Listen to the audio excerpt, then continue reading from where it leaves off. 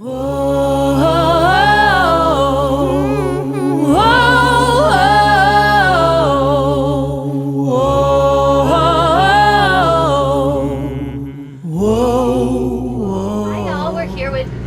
Rose, chatting with her on her tour bus right before she goes on to perform here in Corona, California. Hi Maggie, welcome. Good to see you again. Yeah, good to see you too. I chased this girl all the way out to Corona.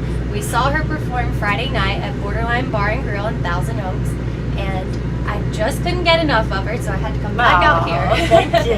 Well, yeah. It's good to see you again. I'm glad you're getting 2 shows in 1 week. I know, right? Lucky me. Yeah, we love being on the West Coast too. It's been a great run. So this wraps up your West Coast tour, right? It does. I'll be in LA tomorrow writing for my next project, and then I head back to Nashville for a couple hours to rehearse, and we're back on the bus to head to Baltimore, and staying very, very busy this summer. Nice. Well, can you take me back to the East Coast with you? Yeah, come on. Yeah. We got room. I won't be in my bunk tonight because I'm staying in LA, so you can ride back. Well, if you find me in there in the morning, then don't be too shocked. My tour manager's over there, so we can ask him after the interview if he can accommodate all your travel plans. Nice. Well, you've played out here in Corona before, right? I have, yeah. A couple times, actually. We did a 4th of July thing with K-Frog, and then I was at Toby Keith's recently, and we've done a couple things in the area, so it's a lot of fun. We enjoy it, and I think one of my bandmates just tried to break into the interview. She wanted to say how she feels about playing in Corona, but yeah, we love the area, and Go Country is really supportive, and K-Frog's really supportive, so country radio in Southern California has been awesome. I also have my song Hollywood, so maybe that's why. Off my I've been album. listening to that off your album, and I love it. I can't ever tell how people from like Southern California will take it, because it's kind of a parody, and I think it's clever, but I don't want people to think I'm being too serious with the meaning of it. Yeah. Well, is there anything you do to like a ritual before you go on stage? We have a little huddle that we do, the band and I, every night before every show. So that kind of gets the energy going, and we like being around each other. So probably like every show we want to be with each other like 30 minutes before we play, just to get into the mindset of what we're about to do.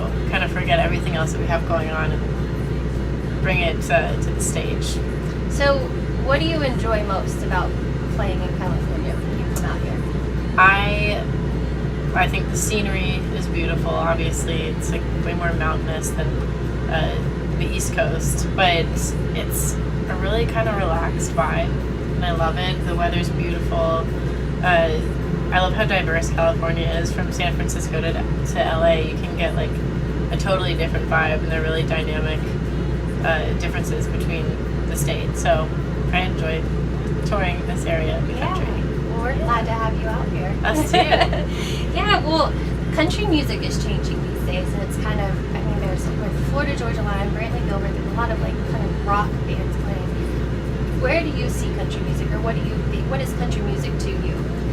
I think country music is becoming harder to define because it's becoming so mainstream, and there's different nuances to it. There's like Lady A, and then there's more traditional, and there's Florida Georgia Line, and Casey Musgraves and Ashley Monroe, and like it's becoming a really cool melting pot. So I think opportunities to be, to represent your individuality are a little bit more abundant now. And on this new project that I'm working on, I'm bringing actually a producer that I'm working with in LA who's been totally immersed in the pop world, and I'm having him work with someone who's more in the writing world in Nashville.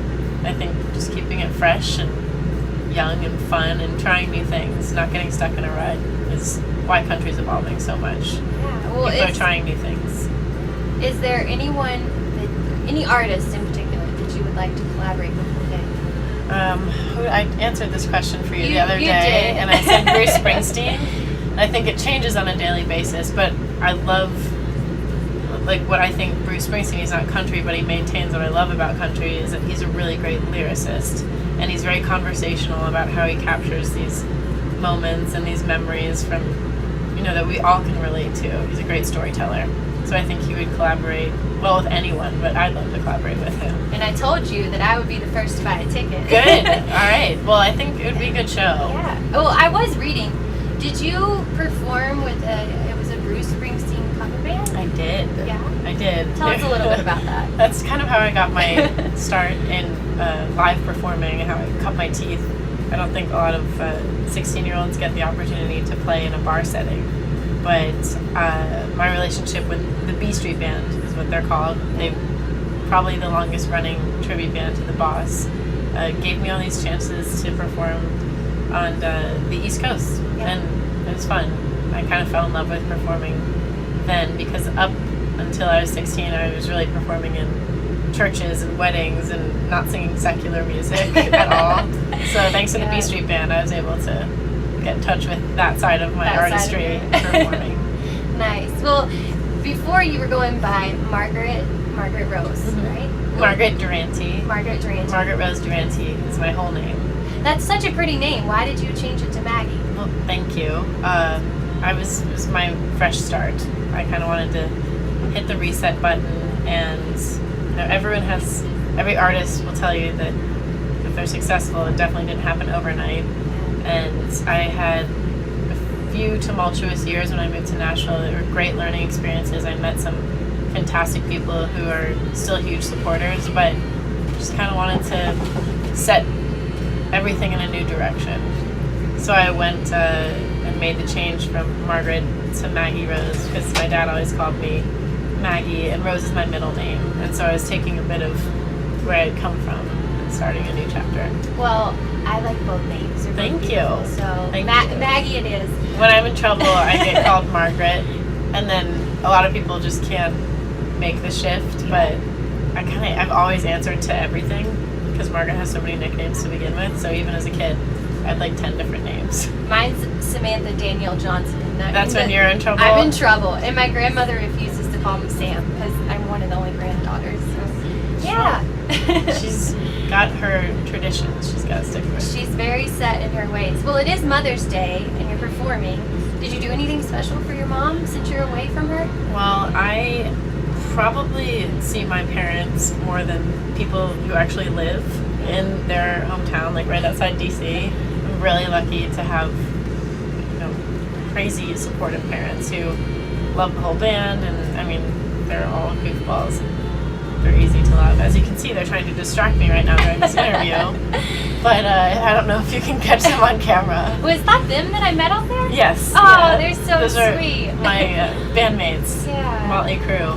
But we spoke on the phone for a while, and I'm going to see her next week when I'm playing in DC for the WMZQ cool. festival. So my little sister's graduating, so she wins that day, but I'll see them after the show. That's pretty cool. Well, I know you've got a show to perform, and thank you so much for coming on. Thank you. It's good to see you again. Thanks for coming back This out here. girl, you blew me away on Friday, and I love your voice. I'm excited for where you're headed. And I hope to see you back out on the West Coast soon. Thank you. Okay. Hi, this is Maggie Rose, and I'm with Country Music Minute.